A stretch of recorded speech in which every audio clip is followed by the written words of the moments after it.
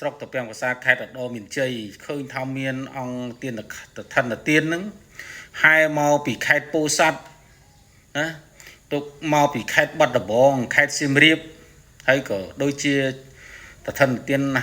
ចំណោះជើងវត្តបងប្អូនចំណោះជើងវត្តហ្នឹងណាបាទហែមកចូលមក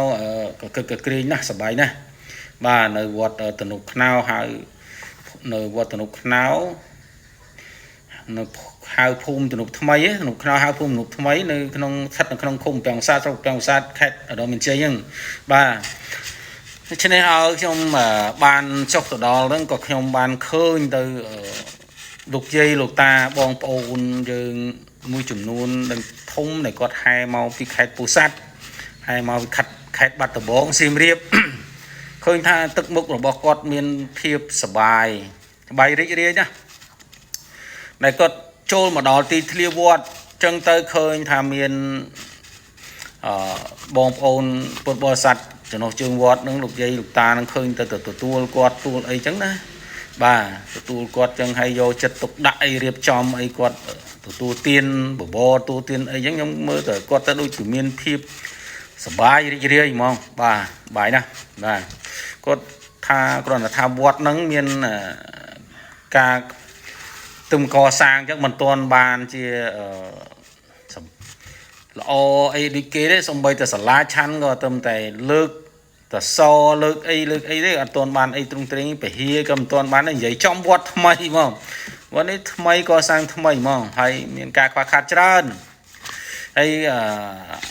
ខ្ញុំសង្ឃឹមថាបងប្អូនអ្នកហែតឋិនទានមកហ្នឹងបាទក៏ទៅត្រឡប់ទៅវិញក៏ពំនាំយកសេចក្តីសុខហើយក៏ពំនាំយកវត្តនេះទៅផងបាទពំនាំទៅប្រាប់បងប្អូនសពតរោះធរអីហ្នឹងឲ្យជួយមកកសាងវត្តនឹងផងបាទព្រោះវត្តទំនប់ខ្នៅនេះឃើញថាយើងនៅមានការខ្វះខាតច្រើនណាខ្វះខាតច្រើនណាស់អញ្ចឹងហើយកត្តាសំខាន់គ្មានអីជាជាង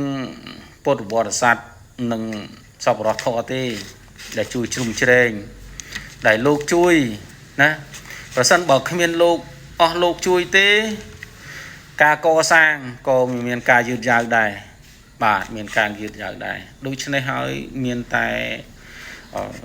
ពុទ្ធបរិស័ទចំណុះជើងវត្តក៏ដូចជាពុទ្ធបរិស័ទអ្នកចិត្តអ្នកឆ្ងាយមិនថាក្នុងប្រទេសថាក្រៅប្រទេសទេឲ្យតែមានសរុបសពរធធធ្វើបុណ្យណាជួយកសាងជួយអីចឹងទៅវាបានបនហើយក៏វាឆាប់រួចដែរបាទតែបើសិនជាពឹងមកលើពុទ្ធបរិស័ទចំណុះជើងវត្តទាំងស្រុងក៏មិនអាចនេះដែរព្រោះថាយើងដឹងហើយនៅក្នុងតំបន់នេះសប្តាហ៍ថ្ងៃនេះវាប្រឈមនឹងគេហៅថាមានបញ្ហាជាមួយនឹងចោលសៀងសៀនពៀនណាអញ្ចឹងប្រជាជនគ្នាគាត់ទាំងគេទាំងខ្ញុំហ៊ានបានរស់ស៊ីអីទេបាទមានតែការផិតភ័យមានការខ្លាចអីហ្នឹងហើយមិនបានរស់ស៊ីទេហើយសេដ្ឋកិច្ចយើងក៏យើងដឹងស្រេចដែរបាទអញ្ចឹងហើយសង្ឃឹមទៅលើបងប្អូនណាបងប្អូនឲ្យមកធ្វើបុណ្យធ្វើទាននឹងជួយផ្សព្វផ្សាយជួយនាំយកទៅប្រាប់បងប្អូននាតែមានចិត្តធម៌ជាតិ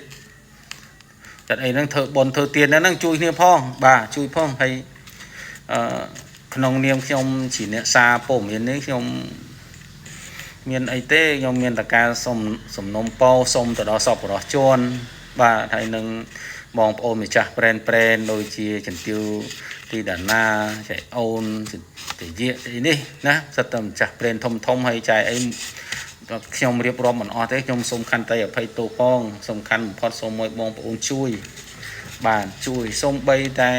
មកកាក់ម៉ាស៊ីន1រៀល2រៀល100 200ក៏ដោយបាទហើយជួយបានមកជួយកសាងសាលាឆាន់នឹងផងបើមិនសិនជាបងប្អូនណាជួយបានជាសំងឬក៏អត់ការ៉ូឬក៏បឿងឬក៏អីក៏បានដែរជួយតាមហ្នឹងហើយបាទជួយតាមហ្នឹងមកបាទហើយខ្ញុំមានអីទេមានតែម្រាមដៃ10ណាជាចុងក្រោយក៏សូមជូនពរសូមឲ្យបងប្អូនទាំងអស់ជួបតែសេចក្តីសុខសេចក្តីចម្រើនគ្រូ